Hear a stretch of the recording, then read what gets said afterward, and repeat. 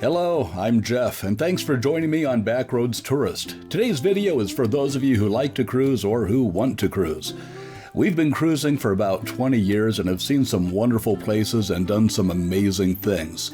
But we've also made some really dumb mistakes when it comes to cruising. Now, to be honest, when I say we have made some dumb mistakes, I really mean that I have made some dumb mistakes since I'm the one who does most of the planning. So I'm hoping that you'll be able to learn from my mistakes and that this video will help you have a more enjoyable, hassle-free cruise. On our very first cruise, I made the mistake of booking a flight that arrived the same day as the cruise, and this came very close to being a disaster. Our connecting flight was in Chicago, and they were having some icy conditions, so it took us longer to reach the gate. In fact, we just barely made our connecting flight. We were the last ones on the plane and had to do that walk of shame down the aisle to our seats. But even if we had no connection problems, when we got to the ship, we'd still be tired and frazzled from traveling. We learned our lesson. We always fly in the night before so that we'll be rested and relaxed for our first night on the cruise, and so that we don't have to worry about racing to the port and maybe even missing the ship. The second mistake happened on the very same cruise. We got to the port, got checked in, and as soon as we got on the ship, there was someone there holding a tray and offering us a tropical drink.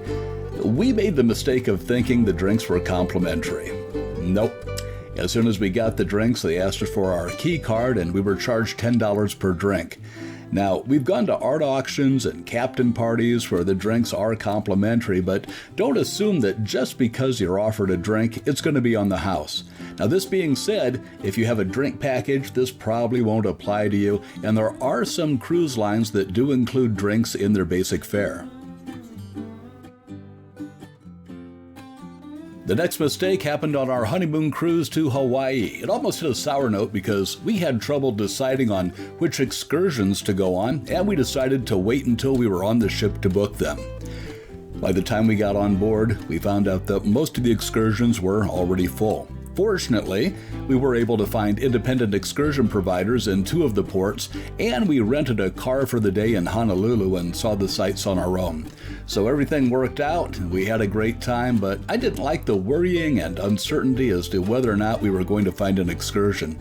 As far as I'm concerned, I'd rather bypass the hassle and book the excursions early. The fourth mistake I've made is not cashing out at the casino on time. On one of our earlier cruises, we had about $50 or so in our casino account, and at the end of the cruise, we went to the casino to cash out. Well, we weren't in international waters, so the casino was closed, and we couldn't get our money. However, they did send us a check in the mail, but it took a few weeks. If you like to do some gambling on your cruise, make sure you find out when the casino closes for the last time on your cruise and make it a point to cash out before then. Now, bear in mind that different cruise lines have different policies, but this is what happened to us. I've got 2 more mistakes to tell you about, and they both involve money. But before I get to them, I would appreciate it if you would click the like button on this video. And if you're a fan of cruising or traveling to beautiful, weird, unusual, and quirky places, please consider subscribing to the Backroads Tourist channel and hit that notification bell so that you'll be the first to know when I upload new videos. Back into the list of cruising mistakes I've made. On the first day of one of our cruises, we had a note delivered to our cabin telling us there was a problem with the credit card that we had on file to cover our expenses. Now, I'd forgotten to tell the credit card company that we were going to be traveling, so they were questioning the charges. It was a quick fix, but it was still a hassle I wish I didn't have to deal with. So, lesson learned, tell your credit card company you're going to be on vacation. Also, make sure you have enough room on your credit card to cover any additional charges like gratuities, drinks, specialty restaurants, and things like that. The final mistake is a mistake that I almost made, but I caught myself at the last minute. At the end of your cruise, you're going to be getting an itemized bill. Now, don't just assume that it's right. Take a look at it.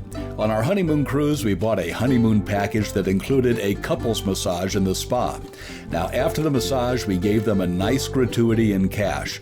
Well, as I was scanning our bill on the final day of the cruise, I noticed that we were also being charged for a gratuity for the spa. We went to the customer service desk and explained everything, and they took the charge off the bill. So my final piece of advice is to take a few minutes to go over that bill at the end of your cruise and make sure there are no questionable charges.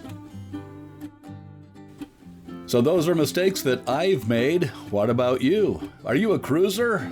Are there any lessons you've learned the hard way that you'd like to pass along? Put them in the comment section below and help out your fellow cruisers. Hey, thanks again for watching. I'm Jeff, and I'll see you on the back roads.